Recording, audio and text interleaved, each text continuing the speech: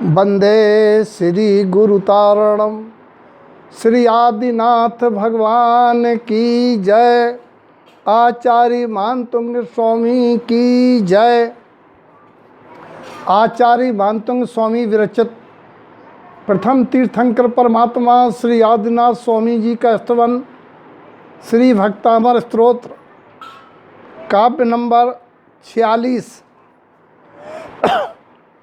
आपाद कंठ मुरु श्रृंखल बेष्टितांगा गाढ़म वृनिगट कोटि निघृष्ट जंगा त्वन्नाम मंत्र मन श्रम मनुजा स्मरंता सद्या स्वयं विगत बंद भया भवंती। आचार्य मानतुंग स्वामी परमात्मा के नाम की महिमा का वर्णन करते हैं कि हे भगवान, आपके नाम मंत्र का स्मरण मनुष्य यदि अनशम कहिए निस्दिन निरंतर करते हैं तो वे ऐसे मनुष्य जो आपाद कंठ पैर से लेकर गले तक उस श्रृंखल मजबूत सांकलों से बेष्टितांगा जिनका शरीर बेष्टित है, लिपटा है, गाढ़म कसकर बंधा हुआ है, विनिगट और पैरों में बेड़ियां हैं बड़ी बड़ी मोटी मोटी, कोटि निघृष्ट जंगा जिनके किनारों से जांघें भी निघृष्ट छिल गई हों, घिस गई हों, सद्या स्वयं शीघ्र ही अपने आप विगत बंद भया भवंती, वे बंद से रहत निर्बंध हो जाते हैं, भय से रहत हो जाते हैं। ये परमात्मा के भक्ति मार्ग में भक्ति का फल है, जो पाप के अनुभाग को कम करके पुण्य के कारण ऐसे मुक्ति के निमित्त मिल जाते हैं।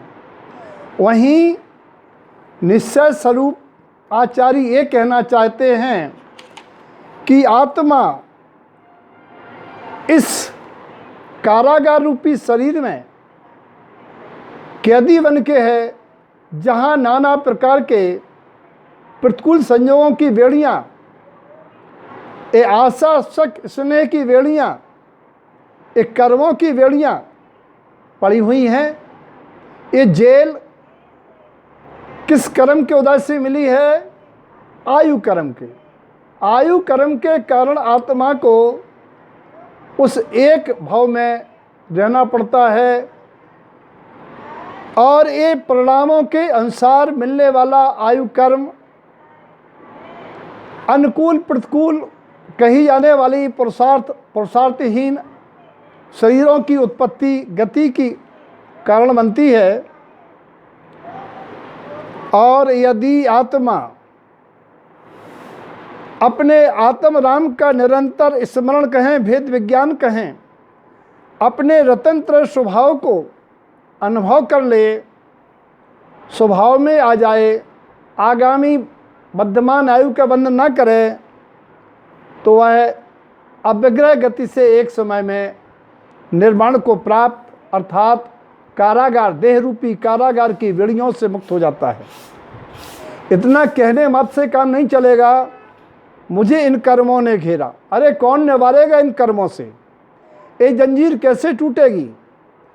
आचार्य मानतुंग स्वामी की कैसे टूटी थी?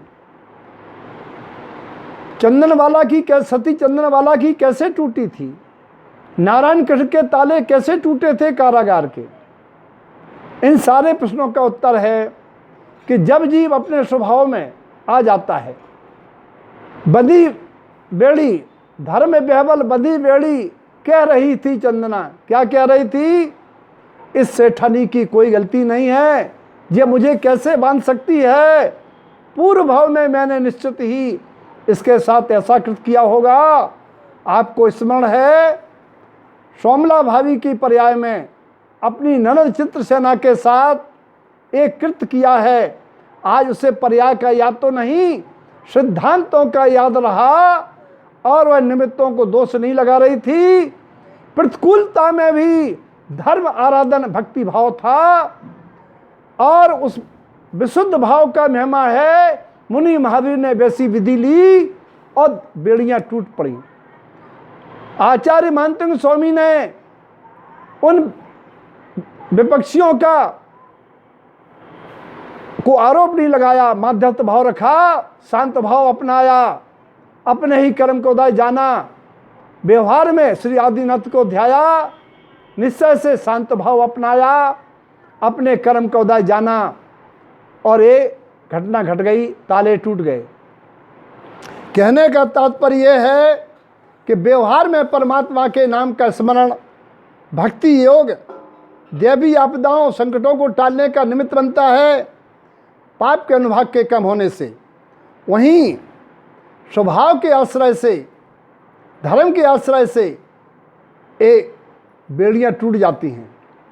आपको याद होगा, आगम के कर्म सिद्धांत के अंतर्गत जो मिथ्या दृष्टि जीव 117 मिथ्यात्व में बांधत हो निस्दिश, 1 से 17 प्रकृतियों का निरंतर कर्म बंद करता है, जब तक आयु बंद नहीं हुआ, आयु कर्म का बंद नहीं हुआ तब तक, फिर 4 कम हो जाते हैं। लेकिन जैसे ही उसे चौथा गुणस्थान होता है, सम्यक दर्शन की प्राप्ति होती है, वहाँ से बंद विच्छुति प्रारंभ हो जाती है, और आगे आगे बंद छूटते जाते हैं। इसीलिए कहते हैं, दोनों ने ऐसे जानना है कि आत्मा स्वभाव से निर्बंध है, लेकिन पर्याय में कर्म संयोगी बंध है। बंध मिला बंधे को, छूटे कौन उपाय, कर पूजा निर्बंध की, तब पल में छूटा जाए। इसीलिए आचार्य ने भी कहा है, अगर तो मुक्ति सुख चाहते हो तो शुद्ध सम्यक को धारण करो, और कर्म की जंजीरें आत्मा जकड़ी है। क्यों जकड़ी है? क्योंकि हमारी कड़ी इन सब से जुड़ी है। अगर हमारी कड़ी पर से न जुड़े तो आत्मा कहाँ जकड़ी है? गाय कभी रस्सी से नहीं बनती है, रस्सी से बनती है। उपचार में कहा जाता है गाय रस्सी से बंधी है, आत्मा कर्मों से नहीं बंधी है, कर्म से बंधे हुए हैं। आत्मा निश्चय से निर्बंध है, लेकिन पर्याय में कर्म संयोगी है। उन कर्मों की जंजीरों को तोड़ने के लिए अपने स्वभाव का आश्रय लेना पड़ेगा। स्वभाव का जो आश्रय लेते हैं वे कर्म जंजीरों से टूट जाते हैं और एक दिन मुक्ति को प्राप्त हो जाते हैं। ऐसा आध्यात्मिक संदेश और भक्तिपरक संदेश कि भक्त को भगवान की भक्ति में समर्पण श्रद्धा रखना चाहिए, परमात्मा के गुणों से गुणानुराग करना चाहिए, और कसाय की मनता पूर्वक अपने पाप के अनुभाग को कम करते हुए अनुपादेय रूप से पुण्य बढ़ाना चाहिए, ताकि जीवन में अनुकूलताएं मिलती रहें और अनुकूलताओं में ही मुक्ति का मार्ग पनपता रहे। जय तारंतरण।